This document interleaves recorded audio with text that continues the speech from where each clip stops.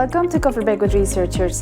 Today, I'm having a coffee break with Lena Halldenius. She's a professor of human rights at Lund University in Sweden. Coffee Break with Researchers presents you with unique insights from the world of academia and higher education. We ask researchers directly and in a personal manner about their work. We make scientific knowledge accessible to all. Lena, thank you so much for accepting this invitation to a coffee break with me. How are you doing? I'm doing very well. Today, as usual, I'm having Colombian black coffee. Which coffee are you having? Well, I have my coffee here. It's a black coffee from the machine. Not great, but it keeps me going through the day. I'm very interested in knowing more details about the course you developed called Just Transitions Towards Sustainable Societies. Could you please tell me more about it? Yes, of course. So the theme of this course is, you might say broadly, applying a human rights perspective on the issue of sustainable development and the transition towards sustainable societies. So we know that our societies need to transform quite radically to be sustainable. And in any major social transformation, there is a risk that already vulnerable groups and persons bear a disproportionate costs of the transition, and that they have their legitimate interests and human rights violated. So we wanted to discuss the question of the transition that sustainable development requires of our societies from a human rights perspective.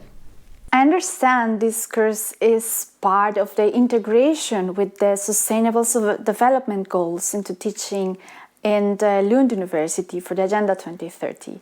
Could you please tell me how this integration works with the Sustainable Development Goals? Well, the course is offered within a graduate school on the Agenda 2030, so it's open to all PhD students in any faculty. And so the Agenda 2030 is very much in the focus of this course, but we also wanted to engage critically with the assumption that sustainable development and working towards human rights are kind of the same thing. So that if we reach the Sustainable Development Goals, then we are also furthering and promoting human rights. And we wanted to unpack that and study that critically, since I think that the development language in terms of aggregate indicators and a goal-oriented thinking, and the human rights-based perspective where we continuously think about how social change impact individual people's everyday lives and their position within their societies, there is a possible disconnect there, and but there is also a potential, and we wanted to discuss that critically so that the issue of human rights doesn't get lost in the new language that is framing our political discussion now, which is the sustainable development language. And I'm very interested in knowing how can you make this happen. So could you please describe the methodology that you have in the course? Well, I think that there is a lot of emphasis now on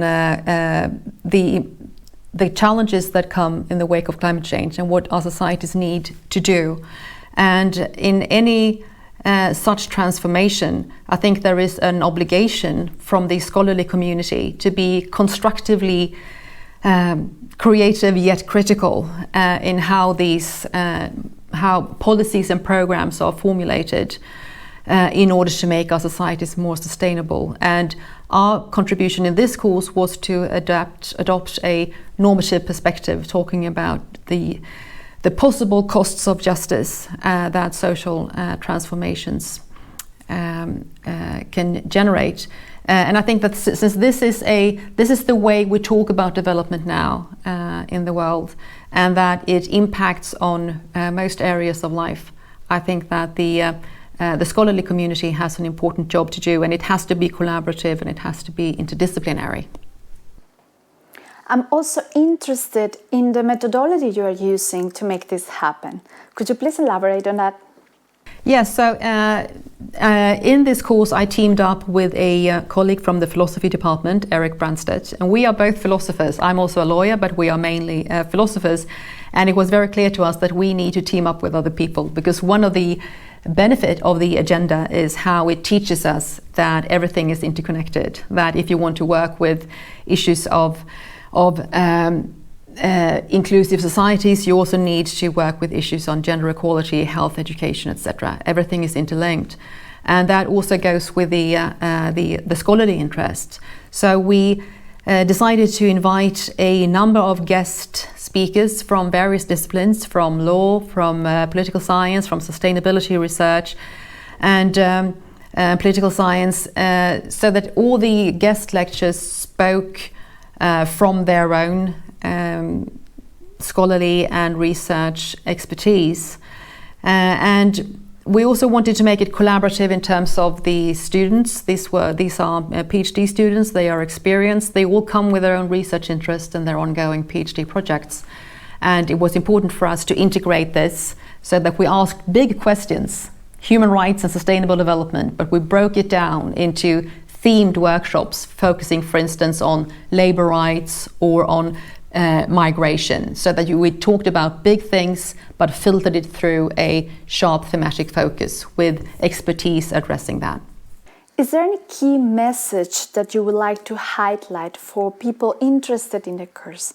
What would you say to them? I would say that it is important to team up, and that this is a very good opportunity to see the value of interdisciplinary work also in teaching. We talk about interdisciplinarity in research. Interdisciplinarity in teaching is crucial, I think, if we want to address the issues of that are raised by the Agenda 2030 in teaching. So work collaboratively together across disciplines, and use an integrated or interactive approach with your students. Make sure that you tap into the interests that every student bring to a discussion about this, because the Agenda 2030 raises issues that impact on all aspects of our lives. So bring out that interest that the students bring, but also bring in expertise from various disciplines and make it thoroughly collaborative. Lena, thank you very much again for all those valuable insights. It was a pleasure for me to have you here in a coffee break, and I wish you all the best in your future projects and hope to see you soon. Bye-bye. Thank you. Thank you for having me. Thank you for watching. If you're interested in more details about this course, you can find a link here below. See you next time. Bye-bye.